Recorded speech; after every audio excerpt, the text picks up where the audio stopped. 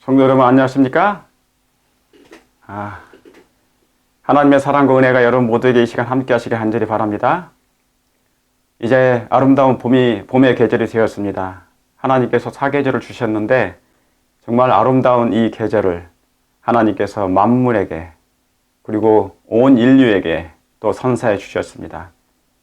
정말 복된 안식일, 행복한 안식일, 화창한 안식일, 이 시간 하나님의 거룩한 영광의 빛이 우리의 심령을, 여러분의 심령을 이 봄의 햇살의 따뜻함처럼 시간 함께 해주시기를 간절히 바랍니다. 제가 오늘은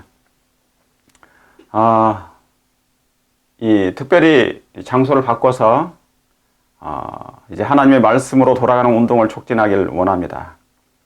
1840년도에 있었던 재림운동이 그 당시에도 예수님을 믿었던 수많은 사람들이 예수님의 재림을 기다렸습니다. 그러므로 그들이 예수님의 재림을 기다리기 위해서 무엇을 하였습니까? 하나님의 말씀을 상고하는 일에 그 모든 일에 다 몰두했습니다. 모든 일을 제쳐두고 오직 하나님의 말씀을 깊이 상고하고 연구하고 탐구하는 일에 그들의 생애를 바쳤습니다. 여러분, 이 마지막 때도 예수님이 그때보다 더 속히, 더 빨리, 이제 더 가깝게 재림하실 때가 되어 가고 있지 않습니까? 하물며 그때보다 지금이 더 예수님이 재림에 가까운데 오히려 우리는 하나님의 말씀을 더 가까이 해야 되지 않겠습니까? 성경으로 돌아가는 운동을 촉진해야 되지 않겠습니까? 그러나 아시는 대로 하나님의 말씀을 상고하는 일에는, 탐구하는 일에는 깊이 사고하는, 깊이 하나님의 말씀을 연구하는 일에는 게을리하고 등한히하고 경홀히하는 일들이 벌어지고 있습니다. 여러분, 팬데믹에 살다 보니까 성경에 하나님의 말씀을 듣는 일들이 많아지고 있습니다. 우죽순 정말 하나님의 설교들은 많아요. 그러나 여러분 아시는 것처럼 설교는 우리의 마음에 채워주지가 않습니다. 설교로는 우리의 마음이 채워지지가 않습니다. 여러분, 설교입니까? 하나님의 말씀을 깊이 탐구하는 것입니까? 무엇이 우리를 마지막 사단의 대쟁투에서 승리로 이끌게 해주실까요? 지금까지 여러분이 들으셨던 하나님의 설교, 하나님의 종들을 통하여 증거된 그 모든 말씀, 저를 비롯해서 다 기억나십니까? 여러분이 직접 하나님의 말씀을 상고하고 탐구하고 깊이 사색한 것만이 여러분의 마음에 남는다는 사실을 기억하시고 다시 한번 재림운동이 일어나기를 원하신다면, 예수님의 오심이 정말 속히 임하시기를 원하신다면 말씀으로 돌아가시길 바랍니다. 사단이 팬데믹을 만들어서 수많은 설교들이 홍수처럼 쏟아져 나오고 있는 시대를 만들어버렸습니다. 말씀이 없는 시대는 하나님의 말씀 듣기를 귀했는데 너무나 말씀이 풍성하니까 그것 또한 가볍게 여겨지는 때에 살고 있습니다. 취사 선택해버리는. 그러므로 이 말씀을 한번 보시겠습니다. 영감의 기별입니다. 하나님의 백성들은 뭐를요? 성경을 거짓 교사의 영향과, 마지막 때는 거짓 교사가 있습니까? 거짓 목자들이 있습니까? 거짓 선지자들이 있습니까?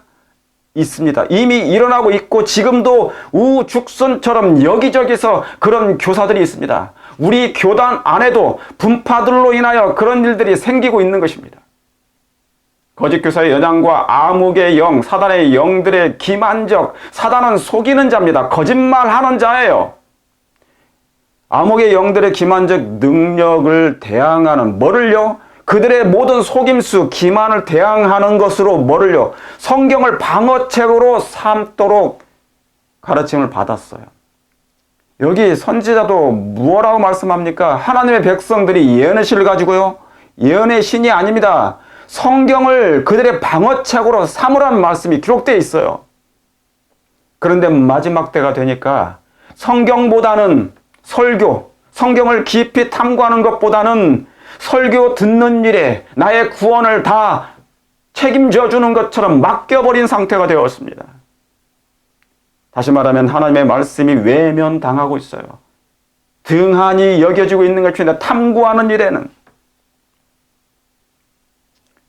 그 다음에 그러나 사단은 온갖 계책을 다 써서, 사단은 온갖 수단과 방법을 안 가리고 다 써서 사람들이 뭐를 얻지 못하도록요, 성경 지식을 얻지 못하도록 방해한다.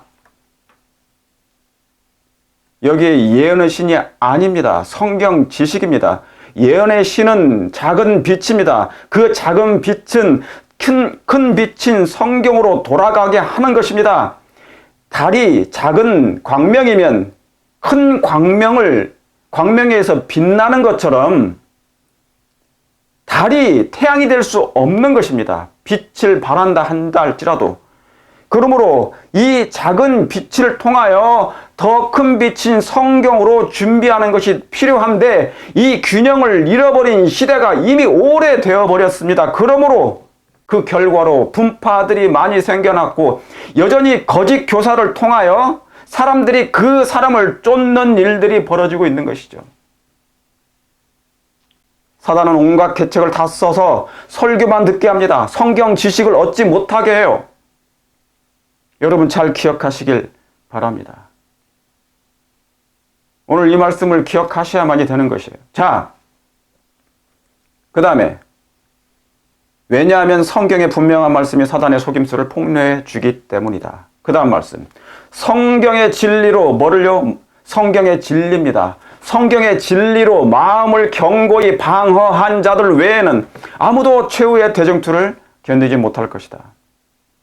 여러분은 환난을 견딜 수 있겠습니까? 앞으로 다가올 환난이 있습니다. 작은 환난이 있고 핍박이 있고 박해가 있고 이제 큰 대환난이 있게 될 것입니다. 그 최후의 대정투를 무엇으로 여러분 견딜 수 있겠습니까? 성경의 진리입니다. 하나님의 말씀입니다. 그런데 오늘날 성경, 이 말씀을 상고하는 일, 탐구하는 일에는 너무나 등한히 하고 있습니다. 왜 이런 일들이 벌어지는지 모르겠습니다. 왜요? 깊이 말씀을 탐구하고 사색하는 일에는 시간을 두지 않아요. 그저 설교를 듣는 일에 만족합니다. 그리고 충족합니다. 충족되지 않는데도 불구하고. 생각하십시오. 그리고 다시 한번 생각하십시오. 우리가 깨어 기도하며 우죽순처럼 홍수처럼 쏟아져 나오는 이 설교가 여러분을 구원하는 것이 아닙니다. 제가 그리고 훌륭한 종들이 여러분을 구원하는 게 아니에요. 그 설교가 여러분을 구원하지 않습니다. 오직 성경의 진리로 마음을 견고히 방어한 자들 외에는, 그런 사람들 외에는 안 돼요. 그러나 자랑하지도 말고 교만하지도 말아야 됩니다. 자, 오늘은 마지막 징조는 이것이다. 성경에 수많은 징조가 있습니다. 그러나 마지막 징조는 이것이 와야만이 환난이 오고 이룰 법령이 오고 이 사업이 끝나는 것입니다. 수많은 징조가 있습니다. 자, 그러기 전에 성경 연구는 뭐냐? 설교는 무엇이냐? 자, 설교는 뭐냐면, 전쟁으로 말할 것 같으면 전쟁이 났을 때 어떻게 시작하는 줄 아십니까? 여자분들은 잘 모르시겠지만 남자분들은 잘 압니다. 전쟁이 나면 먼저 융단 폭격을 합니다. 포를 쏘고 미사일을 쏘아서 그 지역을 융단 폭격을 해서 초토화시킵니다. 먼저. 그런 다음에 뭐 하는 겁니까? 지상전, 육군들을 투입해서 각계전투로 해서 전쟁을 벌이게 됩니다. 그래서 한 사람을 다 정복하는 것이죠. 그러므로 지상전을 통하여 이 전쟁이 마치게 되고 승패가 좌우되는 것이에요. 그러면 설교는 뭐냐? 설교는 그냥 융단 폭격입니다. 정신 차리게 하고 깨어있게 하고 선포하는 겁니다. 그죠? 그러나 한 영혼을 전쟁을 이끌기 위해서는 그 지상전 개인적으로 하나님의 말씀을 깊이 연구하는 일이 필요하다 그 말입니다. 그런데 오늘날 융단 폭격, 그저 융단, 폭격만, 설교만 계속 들읍니다. 그것으로 전쟁이 끝나지 않습니다. 전쟁을 승리할 수가 없어요. 각계 전투를 개인적으로 하지 않는 한 되지 않습니다. 그걸 기억하시고 여러분이 어떻게 마지막 때를 준비해야 될지 이 말씀에 분명히 나와 있습니다. 자, 성경에는 여러 가지 징조가 나와 있습니다. 성경에 여러 가지 징조가 나와 있습니다. 천연계의 징조, 또 뭐가 있습니까? 도덕적인 사회와 도덕적인 징조가 있습니다. 수많은 타락한 징조, 도덕적으로 타락한 징조. 그 다음에 세 번째, 종교적인 징조가 있습니다. 종교계의 타락의 징조들이 있습니다. 천연계의 징조, 도덕적인 징조, 종교계의 타락의 징조. 그런데 여러분, 이 세 가지가 지금 이미 있나요? 없나요? 이미 있습니다. 이미 천연계의 징조는 차고 넘치고도 남습니다. 전염병까지, 지진, 홍수, 태양열의 뜨거움, 기후변화, 수많은 천연계의 징조들이 있어 왔고 해와 달과 별들의 징조들이 있었습니다. 특별히 예수님의 재림하시기 직전에 이러한 징조들이 있습니다. 도덕적인 타락의 징조, 사람의 마음 가운데 죄를 물 마시듯 범하는 일들, 드라마에서 나오는 불륜 조장하는 것, 동성애를 조장하는 것, 여러분 동성애는 말할 수 없을 만큼 도덕적인 타락입니다. 원칙에서 벗어나도 한참 벗어난 상태. 그런 다음에 그리고 세 번째, 종교계의 타락은 말할 수 없을 만큼 큰 징조이기도 합니다. 성폭행은 기본이고 어린아이, 소아, 성애자들을 범하는 일들은 기본이고 이미 이러한 많은 징조들이, 세 가지의 징조들은 차고 넘쳤어요. 그런데 이거 가지고 이 사업에 마치지 않습니다. 마지막 징조가 아직 아니에요. 그럼 마지막 징조가 무엇일까요? 많은 징조들, 사람들은 어떠한 사건을, 이런 징조들이 오면 어떠한 사건을 기다립니다. 이제 천연계의 징조가 왔으니, 도덕적인 타락의 징조가 왔으니 종교계의 타락의 징조가 오겠군. 그러면 이제 뭐가 내릴 거라고 생각합니까?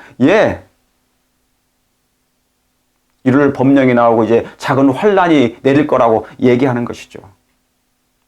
정말 그럴까요? 자, 징조의 마태복음 24장 마지막 징조, 예수님께서 직접 말씀하신 징조입니다. 두 번째, 마가복음 13장, 누가복음 21장, 다 같은 장이에요. 같은 마지막 징조에 관련된 기별들입니다. 자, 여러분, 이러한 징조들이 지금까지 있어 왔습니다. 수많은 징조들이 있어 왔습니다. 그렇죠? 한번 보시겠습니다. 누가복음 21장입니다. 누가복음 21장 8절부터 가라사대 미혹을 받지 않도록 주의하라. 많은 사람이 내 이름으로 와서 이르되 내가 그러라 하여 때가 가까웠다 하겠으나 저희를 쫓지 말라. 때가 가까웠다 하겠으나, 자, 지금 때가, 예수님이 오심이 마지막 때가 되었다. 이제 이런 징조들이 있다. 때가 가까웠으니 뭐 하지 말라고요? 사람을 쫓지 말라는 거예요. 뭐를 쫓으라는 것입니까? 사람을 쫓지 말고 사람의 입에서 나오는 그런 설교만 쫓지 말고 저희를 쫓지 말라. 여기 뭐라고 나와 있습니까? 성경의 진리로 마음을 방어하라는 거예요. 하나님의 백성들은 성경을 그들의 방어책으로 삼으라고 나와 있는 것입니다. 성경이 우리의 교사입니다. 사람의 교사가 아니에요. 자, 9절. 난리와 소란의 소문을 들을 때 두려워하지 말라.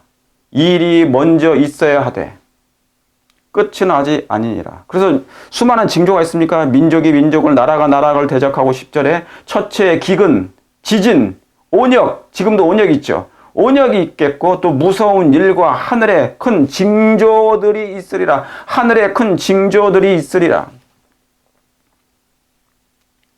여러분, 이러한 수많은 일들이 있어요. 일들이 있습니다. 수많은 징조들이 있습니다. 그런데 이러한 징조들이 과거로부터 계속 있어 왔는데 여전히 그 징조는 계속되고 있지만 아직 예수님은 오시지 않습니다. 왜 이러한 징조들이 있는데도 불구하고 아무 일이 생기지 않을까요? 무슨 사건이 나타나기를 그들은 바라고 있는 것입니다. 그런데 분명한 것은 이 마지막 징조가 있어야 그 다음 환란이 올 것입니다. 여러분, 환란이 무엇입니까? 제자들에게 있어서 환란은 언제입니까? 예수님의 십자가입니다. 자, 여러분 아시는 것처럼 아담과 하하의 대실망을 겪은 적이 있습니다. 아담과 하하가. 언제입니까? 창세기 4장 1절입니다. 1절 이하야. 메시아가 오실 줄 알았는데 그래서 아이를 낳았어요. 그게 가인이 된 것입니다. 내가 얻었다. 뭐를요? 가인이라는 뜻은 얻었다는 뜻이잖아요. 얻었어요. 근데 누가 오실 줄 알고요? 그분이 메시아인 줄 알았습니다. 그 아들이 자기의 구원자인 줄 알았어요. 그런데 그 아들이 잔인한 사람이었습니다. 그러니까 대실망을 하게 됩니다. 두 아들을 잃어버린 최초의 사건, 자기의 죄로 말미암아 대실망. 예수님이 구속주가 오실 줄 알았는데 그 구속주가 아니었어요. 아담의 기대하고는 전혀 다른 것입니다. 다른 메시아라고 생각한 것이죠. 그가 생각하는 메시아는 그런 메시아가 아니었던 것입니다. 대실망을 겪게 된 것입니다. 그 다음에 예수님이 오셨는데 제자들에게 대실망이 또 한 번 있었습니다. 언제입니까? 짝된 목자를 치니 다 뭐예요? 스가랴 13장입니다. 7절에 만군의 여호와가 말하노라. 카라 깨어라. 내 목자 내 짝된 자를 치라. 목자를 치면 양이 흩어지리라. 이스라엘 백성들은 그리고 유대인들은 제자들은 예수님이 메시아인 줄 믿었습니다. 주는 그리스도시요 하나님의 아들이니라. 믿었어요. 그런데 그분이 왕이 되기를 바란 것입니다. 어디에? 지상의 왕이 되기를 바랐습니다. 예수님만 계시면 항상 배불리 먹을 것으로 생각했습니다. 너희가 나를 쫓는 것은 표적을 본 것이 아니요 본 까닭이 아니요 양식을 먹고 떡을 먹고 배부른 까닭이로다. 그들이 기대했던, 유대인들이 기대했던 그 메시아는 항상 배불리 먹게 해주는 그런 양식에 세속적인 현세적인 이익에만 몰두했고 그들이 그 로마로부터 해방되는 그 왕을, 그런 메시아를 기다렸습니다. 그러니까 그들이 생각하는 죗된 본성으로, 성화되지 못한 본성으로 기대했던 메시아가 아니었어요. 그러니까 쉼없이 예수님이 십자가에 죽으시니까 대실망을 두 번째 겪습니다. 세 번째 어디입니까? 계시록 10장에 대실망을 또 겪게 됩니다. 다 아시는 것처럼 10절에 내가 천사의 손에서 작은 책을 갖다 먹어버리니, 성경은 깊이 탐구하고 연구했습니다. 예수님이 오실 것을 연구했어요. 이제 곧 예수님이 오시겠다. 이제 준비하자. 그리고 집도 팔고 다 팔았어요. 이제 하나 되는 것처럼 했어요. 곧 예수님 오실 거니까 땅도 집도 절도 다 필요가 없죠. 그런데 내 입에는 꿀같이 다나 먹은 후에는 뭡니까? 배에서 써버리는 현상이 벌어졌습니다. 그리고 11절 이 말씀이 나오지만 그들은 대실망을 얻게 된 것입니다. 10절은 대실망이에요. 예수님 오실 줄 알았더니 예수님이 오시지 않은 거예요. 대실망을 겪은 것입니다. 여러분, 이 당시에 하나님의 말씀을 깊이 탐구했어요. 초교파적으로. 성경으로 돌아가는 운동이 있었단 말입니다. 이 미국 전역에 부흥운동이 있었습니다. 그럼 마지막 재림 직전에 다시 한번 이 부흥운동이 있어야 되지 않겠습니까? 그런데 또 이런 일이 생기고 있는 것입니다. 또 한 번 예수님 재림 직전에 또 한 번 대실망이 있을까 두렵습니다. 왜 그렇습니까? 아십니까? 사단은 여기 뭐라고 나와 있어요? 사단은 온갖 계책을 다 써서 사람들이 성경 지식을 얻지 못하도록 방해한다. 1840년도에만 사단이 계책을 쓸까요? 수단과 방법을 안 가리고 그때만 성경을 못 보게 할까요? 아닙니다. 지금도 여전히 온갖 계책을 다 써서 사람들이 성경 지식을 얻지 못하도록 할 거예요. 그의 정체가 분명히 드러날 거니까. 뭐만 듣게 하다고요? 설교만 듣게 하는 것입니다. 요즘 성경 연구 얼마나 외면당하는 줄 아십니까? 성경 연구에 깊이 있는 말씀을 탐구하는 일, 성경으로 돌아가는 일에는 관심이 별로 없어요. 그저 설교 듣는 일에만 치중합니다. 몰두합니다. 제가 보니까 그것도 설교를 다 듣는 것도 아니에요. 몇 분 듣다가 별로별 열었으면 다시 또 채널을 또 돌려요. 또 다른 설교 들어요. 거의 다 마지막 때, 거의 다 마지막 때에 대한 사건에 대한 기별. 뭐는 깊이 연구하지 아니하고 성경으로 돌아가는 하나님의 말씀을 깨닫고 이해시킬 필요가 있는 그 진리의 말씀에는 등한히 하도록 하는 것입니다. 성경의 진리로 마음을 견고히 방어한 자들 외에는 대쟁투를 이길 자가 없을 것인데, 이 마지막 대실망이 3번 있었었는데 또 다시 일어날까 두렵습니다. 왜요? 하나님의 말씀이 등한히 여기고 있으니까. 자, 천연계의 징조가 있습니다. 아까 말씀드렸던 것처럼 천연계의 징조가 차고 넘치죠? 도덕적인 타락의 징조가 차고 넘치죠? 동성애 하나만 봐도? 이제 종교계의 타락의 징조는 그것도 하늘에까지 지금 뭡니까? 그 죄가 하늘에까지 사무칠 정도지요? 그러나 아직 끝이 되지 않았습니다. 그러면 그럼에도 불구하고 이러한 징조가 있는데도 불구하고 아직 환란이 오지 않아요. 아직 이를 법령을 내리지 않습니다. 그런 것들이 무르익긴 했지만 아직 허락하지 않아요. 이것이 마지막 징조가 있어야만이 이걸 되는 거예요. 다른 것이 오게 됩니다. 그런데 이 마지막 징조가 와야만이 환란과 1월 협령이든 뭐가 오든 양심을 강요하는 일을 올 것인데 이게 준비가 되지 않으니 분명히 여기에 중요한 말씀이 있어요. 사단은 이것을 하지 못하게 하는 것입니다. 성경 지식을 얻지 못하도록 하게 하는 거예요. 천국은 마치 어디예요? 천국은 침노하는 자의 것인데 여기로 침노하지 못하게 해요. 그저 예언의 신만 그냥 계속 봅니다. 성경보다도 균형을 잃어버렸어요. 예언의 신을 보시는 게 좋지요. 보셔야 돼요. 탐구해야 됩니다. 깊이 연구하고 사무하고 봐야 됩니다. 그러나 성경만큼 더 보시면 안 돼요. 균형을 이루시길 바랍니다. 선지자도 성경을 얘기했지 당신이 쓰신 그 글만 보라고 하지 않았습니다. 같이 병행하여 보시되 더 큰 빛으로 돌아가시길 바랍니다. 만약에 그렇지 않으면 성경이 외면당하면 하나님의 말씀인 이 성경이 영감의 기별보다 영감의 말씀보다 외면당하면 여러분은 후에 분명하게 사단의 미혹을 받게 될 가능성이 큽니다. 그 사실을 꼭 기억하시길 바랍니다. 자, 잠시 징조가 무엇인지 살펴봅니다. 창세기 1장 14절입니다. 하나님이 가라사대 하늘의 궁창에 광명이 있어 주야를 나누게 하라. 또 광명으로 하여 뭐예요? 징조와 사시와 일자와 연한을 이루리라. 여기 뭐가 나옵니까? 징조가 나옵니다. 이미 창세기부터 모세는 이 징조에 대해서 얘기했습니다. 사인스, 영어로는 사인스. 이런 징조들이 있습니다. 뭐를 통하여?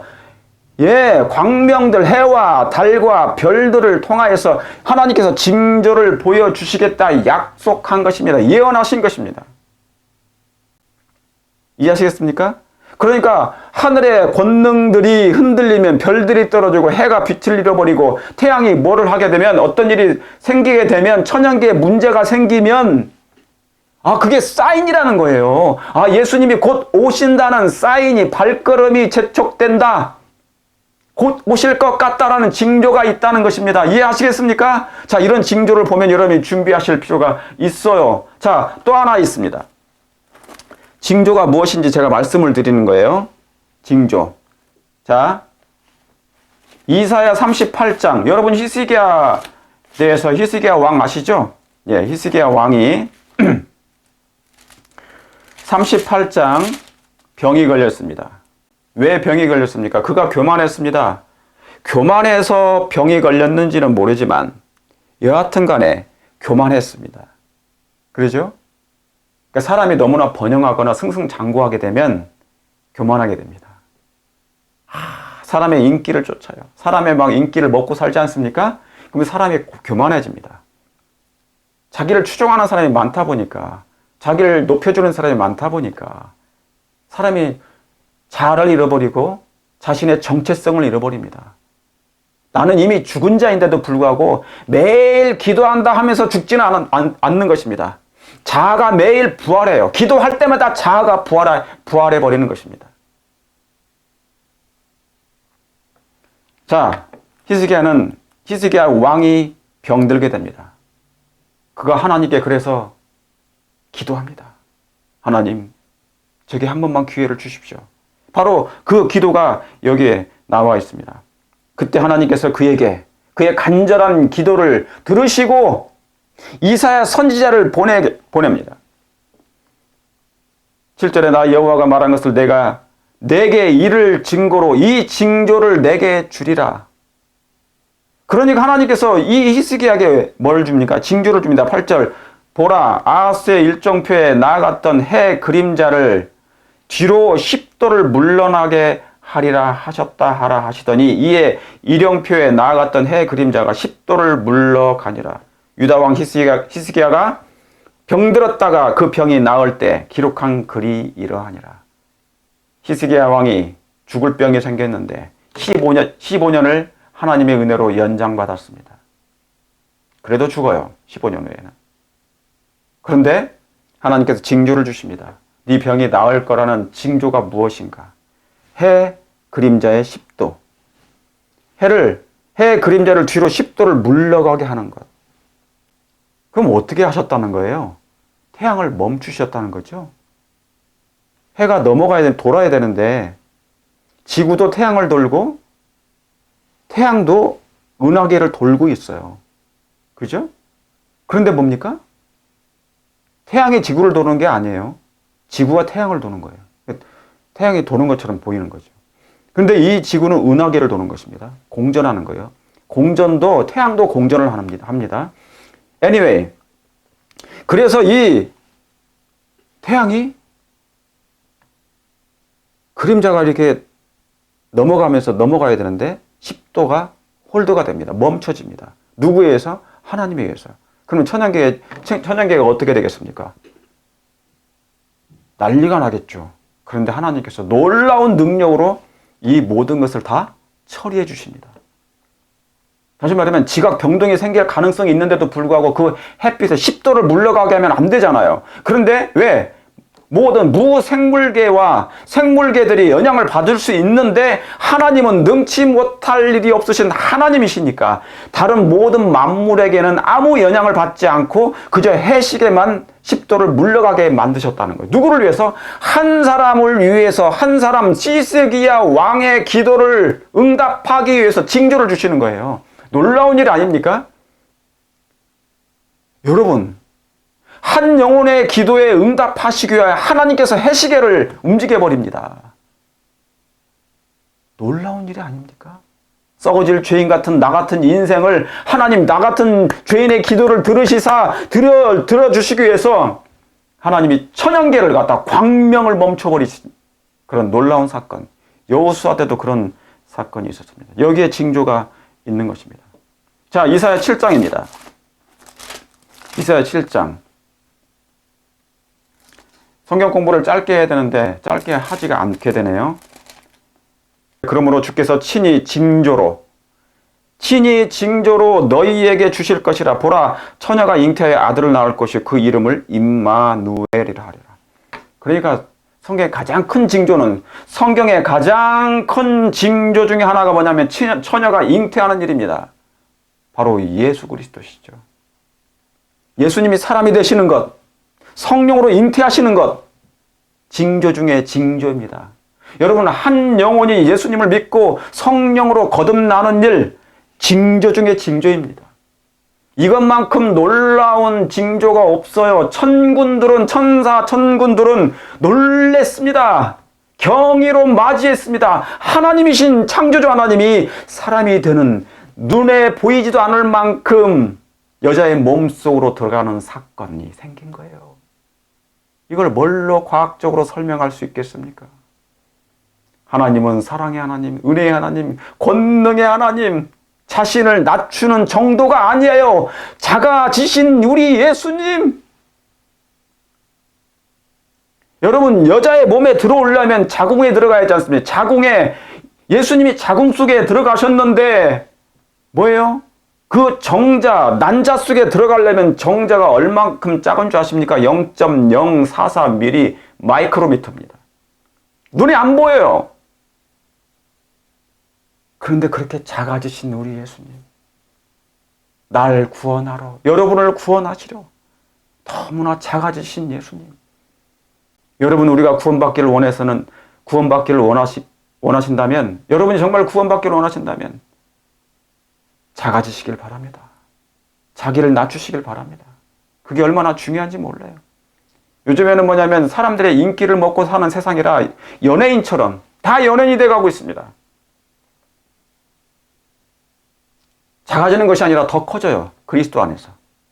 자아가 더 커지고, 자신의 영역이 더 커지고, 자신을 쫓는 사람이 더 커지고, 이래가지고 어떻게 하나님의 사업을 마칠 수 있겠습니까? 예수님은 재림하신다고 하는데, 재림을 준비한다고 하는데 전혀 준비하고는 상관없는 생애와 신앙의 정신을 가지고 있다, 그 말입니다. 자, 여기 지금까지 살펴본 징조를 잠시 살펴봤습니다. 이와 같은 일들이 와야만이 징조가 되는 것이에요. 하나님이 징조를 보여주시는 것입니다. 내가 너를 낫게 하는 징조를 보여주겠다. 자, 그런데 여기에 중요한 것이 있습니다. 다니엘 6장입니다. 다니엘 6장. 여러분, 다니엘서는 두 가지가 나옵니다. 금신상이 나오고, 자, 여기 보시죠? 제가 옛날에 이거 구입한 거예요. 대충 때. 이 금신상이죠. 다니엘 3장에 나온 금신상. 예. 바벨론, 메데페르사, 그리스, 로마. 지금 10나라. 그죠? 10나라. 이 지구를 받고 있어요. 10나라. 지구에 금신상. 돌이 날아오면 이걸 무너뜨리는 거예요. 지금 이 시대에 살고 있습니다. 열국 시대. 그런데 3장에는 이 금신상이 나옵니다. 이것에 절하지 아니하면 짐승의 우상을 만들라는 얘기죠. 금신상, 이것도 뭡니까? 마지막 환란입니다. 근데 제가 항상 기억하는 것은 뭐냐면, 생각하는 건 놀라운 일입니다. 이스라엘 백성들이 포로로 바벨론으로 잡혀갔잖아요. 이 머리의 나라. 이 머리의 나라로 포로가 됐는데 수만 명이 그 나라의 포로가 돼서 갔는데 금신상에 다 절해버리고 말았습니다. 몇 명 빼고, 다니엘과 그의 세 친구만 빼고 다 절해버린 거예요. 저는 여기에서 주목하는 것입니다. 마지막 때 짐승의 우상에게 절하지 않을 사람이 몇 명이나 남을까? 이 교단 안에. 세상 사람들은 제가 나중에 얘기해요. 그분들은 잘 모르니까. 그러나 적어도 남은 자손이라고 공언하는 하나님의 백성들이 말씀을, 성경을 좋아한다고 하고 예언의 신을 좋아한다고 하면서 설교를 매일 듣긴 하는데, 정작 금신상이 세워지니까 그 앞에 다 절해버리고 많은 사건. 다니엘 3장은 마지막 때 금령입니다. 법령을 내리는 거하고 똑같은 거예요. 양심을 강요하는 일입니다. 여러분도 자신 있으십니까? 절하지 않을 자신이 있으십니까? 자, 또 하나. 6장은 뭐가 나옵니까? 사자굴입니다. 6장은 사자굴. 그런데 자 보세요. 6장 4절에 이에 총리들과 방백들이 국시에 대하여 다니엘을 뭐하려? 고소할 틈을 얻고자 하였으나 능히 아무 틈, 아무 허물을 얻지 못하였으니 이는 그가 충성되어. 이 단어가 너무너무 중요해요. 마지막 때는 충성된 하나님의 백성들이 있을 필요가 있지요. 있어야 됩니다. 충성할 필요가 있습니다. 모두가 충성한다고 말할 수는 있지만 공언할 수 있는데 여러분 정말 충성할 수 있겠습니까? 이는 그가 충성되어 아무 그릇함도 없고 아무 허물도 없음이었더라. 아무 그릇함도 없고 아무 허물도 없음이더라. 여기에 중요한 것이 있습니다. 오늘 이 4절의 말씀과 그리고 여기에 법령을 만드는 일들이에요. 6, 8절입니다. 그런즉 왕이여 원컨대 금령이죠. 금령, 법령이랑 같은 거예요. 금령을 세우시고 그 조서에 어인을 찍어서 오늘날의 어인은 뭡니까? 오늘날로 말하면 의회에서 국회에서 법을 통과시키는 거예요. 통과시켜가지고 대통령이 사인하면 대법원이 통과하면 대법원이 합법하면 그게 금령을 세우는 거예요. 통과되는 거예요. 어인을 찍는 것 같은 거예요. 어인을 찍어서 메대와 바사에 변개치 아니하는 규례를 따라 그것을 다시 고치고 고치지 못하게 하옵소서. 자, 여러분. 사자굴에 다니엘이 왜 사자굴에 들어갑니까? 질투하는 세력이 생겼습니다.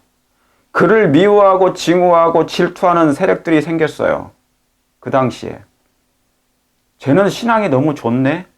쟤는 하나님만을 의지하네. 쟤는 매일 3번 하나님께 기도드리네. 그러니까 뭡니까? 질투가 생겼습니다. 시기합니다. 그래서 뭐 하게 됩니까? 그를 고소하게 돼요. 그래서 뭐예요?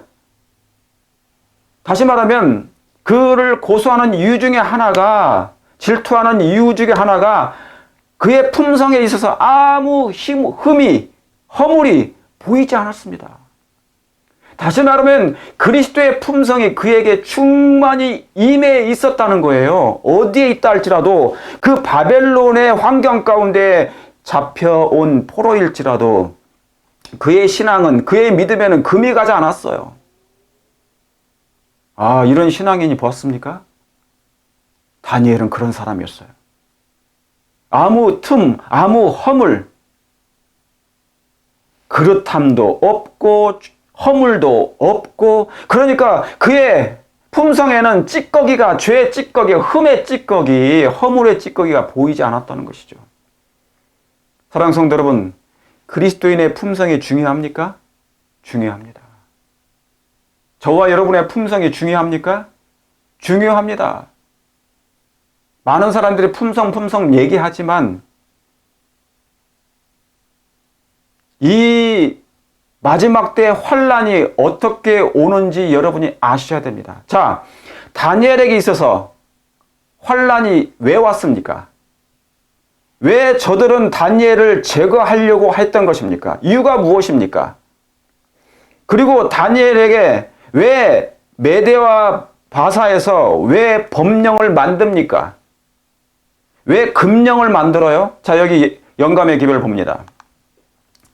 능히 아무 틈, 허물을 얻지 못하였으니 이는 그가 충성되어 아무 그릇함도 없고 아무 허물도 없음이었더라. 이것 때문에, 자, 이 1번 때문에 이제 2번이 오는 거예요. 그러자 사탄은 하나님께 대한 다니엘의 충성심을 뭐 했다고요? 활용하여 그를 멸하기로 하였다 했어요. 여러분 여기에서 굉장히 중요한 말씀입니다. 오늘 이 말씀을 잘 아시길 바랍니다. 법령이 먼저 오는 게 아니에요. 금령이 먼저 오는 게 아닙니다. 1월 법령, 환란이 먼저 오지 않아요. 환란이 오는 이유가 무엇입니까? 1월 법령을 내리는 이유가 무엇입니까? 바로 이것 때문에 그런 것입니다. 이 일 때문에. 뭐 때문에? 다니엘의 신앙과 다니엘의 품성입니다. 이 다니엘은 어떤 환경과 어떤 품성을, 어떤 중에서도 환경 가운데서도 그런 품성을 유지했다는 거예요. 그리스도인의 품성을 반사하고 나타냈다는 것입니다. 그의 성격에는, 그의 기질에는, 그의 얼굴에는, 그의 말에는 온화하고 온유할 뿐만 아니라 허물을 찾지 못했어요. 왜요? 하나님께 충성하니까. 중요합니다. 뭐 때문에 환란이 온다고요? 뭐 때문에 시련이 온다고요? 뭐 때문에 1월 법령이 내리게 된다고요, 사단이? 예, 그의 품성 때문에, 그의 신앙 때문에. 자, 1월 시험령이 왜 옵니까? 다시 질문합니다. 1월 시험령, 환란이 왜 오겠습니까? 왜 그들은 1월 시험령을 내리려고 하는 것입니까? 거기에는 사단이 있는 거예요. 왜요? 그 하나님의 백성들이 그의 품성이 흠이 없어요. 허물을 찾지 못하는 것입니다. 아무 틈, 아무 허물을 얻지 못하고 하나님께만 충성을 하니까 그것에 대한 질투가 있는 것이에요. 그래서 뭡니까? 그들을 이 땅에서 제거하면 되겠다 해서 법령을 만드는 것입니다. 사단은 하나님께 대한 충성심을 활용하여 그를 멸하기로 하였다. 한 법률을 세우며 한 금령을 정하실 것을 구하나이다. 지금 이 일이 진행될까요? 앞으로? 진행되겠죠. 그러나 이 1번이 준비돼야 3번이 옵니다. 그리고 2, 3번이 오는 거예요. 금령, 법령을 만들도록 요청하는 일들이 뭐 때문에 생긴다고요? 1번, 여러분의 신앙과 믿음과 충성됨과 품성이, 말이 품성이 진짜 예수님을 닮아가는 그런 거잖아요. 진실된 품성, 그런 품성, 예수님이 품성을 당신의 모습을 그대로 우리에게 보여주셨어요. 그런 거. 자, 이게 너무너무 중요합니다. 법령은, 1월 법령은 이게 되어야지 내리는 거예요. 여기서 다니엘을 사건을 보게 되면 압니다. 하나님의 사람이 준비되면, 품성이 준비되면 품성의 보존자, 율법의 보존자가 준비되어야 나오는 것이다. 바로 이것이 마지막 징조가 되는 것이에요. 그러므로 그 당시에 다니엘은 징조였습니다. 이 금신상이라는 사자굴에 집어넣는 이러한 일들, 이런 일들은 어떻게 해요? 그런 사람, 그런 품성, 그런 신앙인 믿음을 가진 사람이 준비될 때 하나님께 충성을 변하지 않게 될 때 나타나는 자연적인 현상인 것입니다. 자, 보세요. 그리 아니하실지라도 그는, 다니엘은, 제 친구는 하나님께 충성한 결과 어떤 일을 당할지 너무도 잘 알았지만, 어떤 일을 당할지 잘 알았어요? 예, 만약에 자기가 하나님께 계속 충성을 하고 기도를 계속한다면 하루에 3번, 그리고 하나님의 품성을 반사한다면, 계속 한다면 그런 사자굴에 들어가서 잡혀 먹을 걸 알았어요. 그런 위험을, 어떤 일을 당할지 너무도 잘 알았지만 그는 자기 행동을 뭐 하지 않았다고? 숨기지 않았다고요. 베드로는 숨겼잖아요. 주춤주춤 했지 않습니까? 멀리 서서 예수님을 모르는 척 했어요. 이런 환경이 오게 될 때 여러분은 어떻게 하실 마음 있으십니까? 내가 당장 지금 사자굴에 들어가서 이제 잡혀 먹을 수 있는 환경이 생겨요. 위험과 위협, 생명의 위협을 받을 환경이 생기면 여러분은 어떤 결정을 내리시겠습니까? 그런데 다니엘은, 그는 자기 행동을 여전히 숨기지 않았대요. 여전히 기도하고, 여전히 하나님을 사랑하고, 여전히 아름다운 품성을 반사했다는 것입니다. 위험이 닥칠 것을 알았지만 그는 물러서지 않았다. 그의 파멸을 기대하는 자들 앞에서 그가 멸망당하는 것, 파멸을 기대하는 사람들 있잖아요. 저 사람 빨리 좀 망했으면 좋겠다. 저 그리스도인들, 저 장로님, 저 집사님, 저 목사님 빨리 안 됐으면 좋겠다. 파멸을 기대하는 자들 앞에서 그는 자신과 하늘이 자신과 하늘이 하나님과의 연결이 끊어진 것처럼 보이게 하는 일조차 뭐 하지 않았다고요? 그런 일조차 용납하지 않았어요. 그러니까 그런 위협한 강요하는 일이 생기게 될 때 자기는 하나님 안 믿는 척 하지도 않았다는 것입니다. 아, 놀라운 말씀이 기록되어 있습니다. 사랑하는 성도 여러분, 그러면 마지막 징조가 뭡니까? 여기에서 마지막 징조가 뭐예요? 다니엘의 신앙입니다. 사람입니다. 하나님의 사람이 나타나야만이 그 다음이 내려지는 거예요.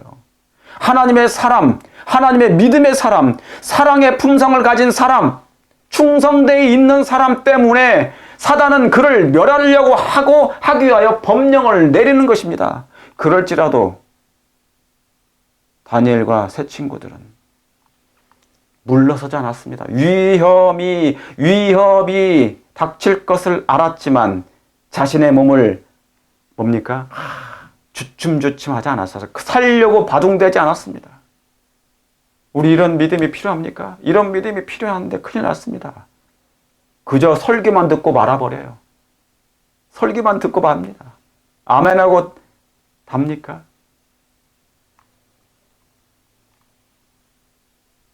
자, 마지막 징조는 이것이 되어야 될 것입니다. 그래서 자, 그러면 이사야 8장 보고 이제 거의 다 마칩니다. 이사야 8장 왜 그런지 마지막 징조가 무엇인지 보겠습니다. 천연계의 징조, 도덕적인 타락의 징조, 종교계의 타락의 징조가 있지만 이 세 가지 가지고는 안 돼요. 완전한 징조를 되지 못합니다. 이 마지막 징조가 다니엘처럼 나타나야만이 되는 것인데 하나님께서는 그렇게 계획하신 것입니다. 자, 마지막 징조가 이제 여기에 나옵니다. 성경적으로 8장 16절 율법과 증거의 말씀을 쫓으라. 너는 증거의 말씀을 뭐예요? 쌓아매며 증거의 말씀을 쌓아매며 율법을 나의 제자 중에 봉함하라.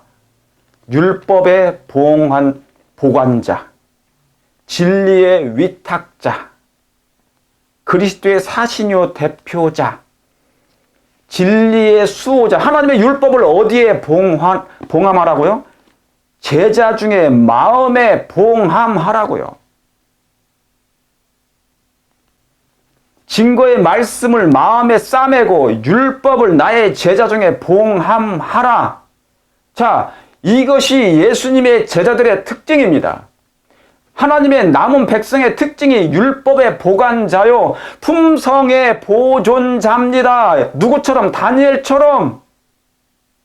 두 가지가 다 있는 사람이에요.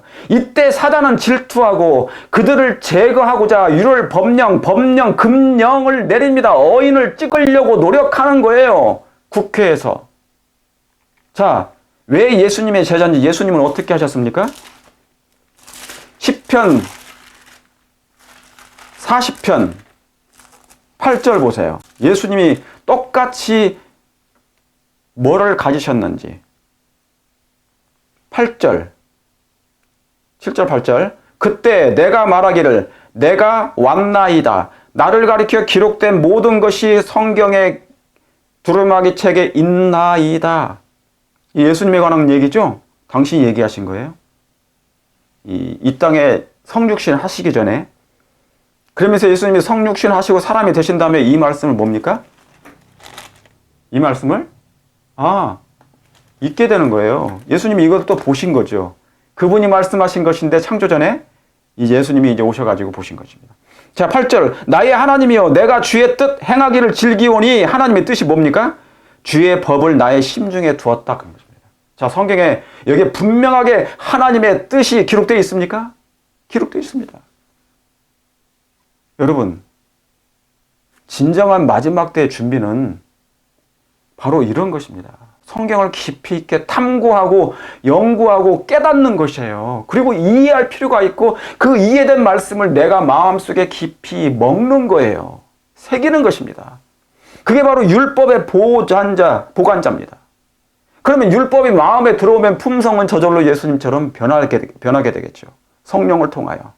여기 뭐라고 기록되어 있습니까? 하나님의 뜻을 즐기오니 주의 법을 나의 심중에. 자, 하나님의 율법이 예수님의 마음속에도 당연히 계셨어요.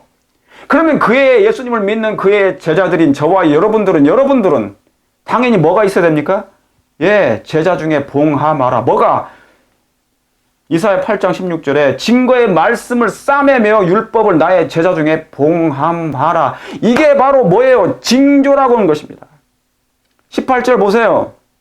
봉함하라. 보라, 나와 및 여호와께서 내게 주신 누가요? 자녀들이, 율법을 봉함한 자녀들이 이스라엘 중에 뭐가 된다고요? 징조와 예표가 되었나니.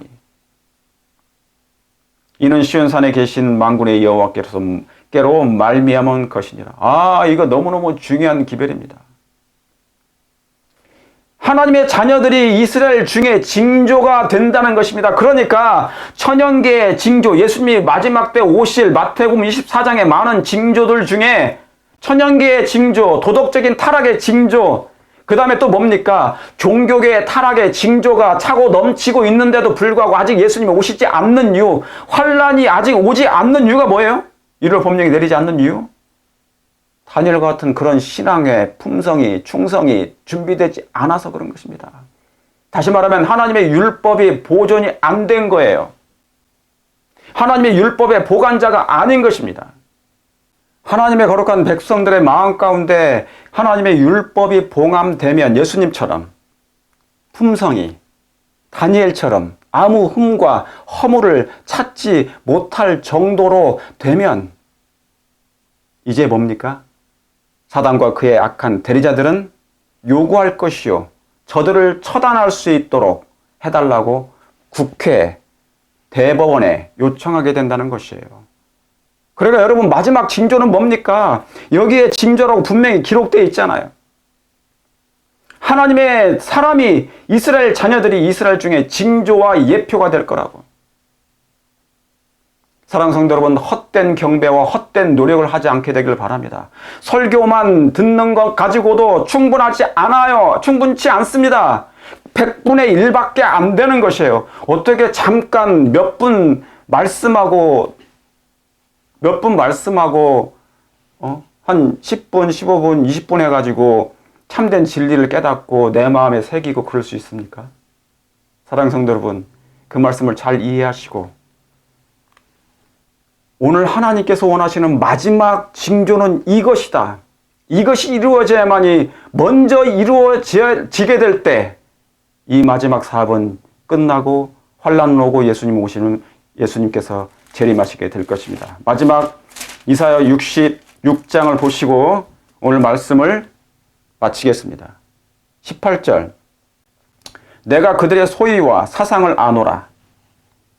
때가 이르게 되면 열방과 열족을 모으리니, 하나님께서 때가 이르게 되면 이제 온 세상에는 열방과 열방을 모으게 될 거예요. 마태복음 24장에도 이 말씀이 나옵니다.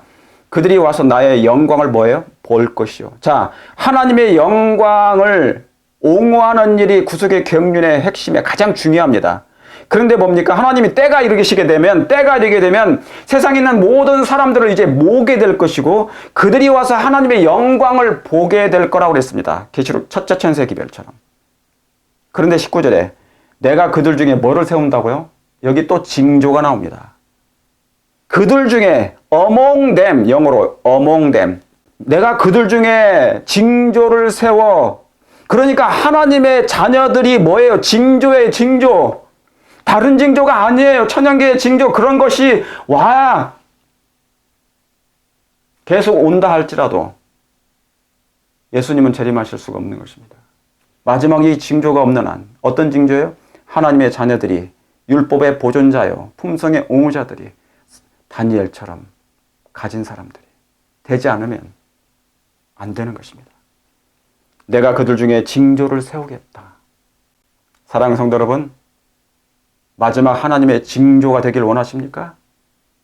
하나님께서 쓰시는 징조는 천연계도, 도덕적인 타락도, 종교계의 타락도 아닙니다.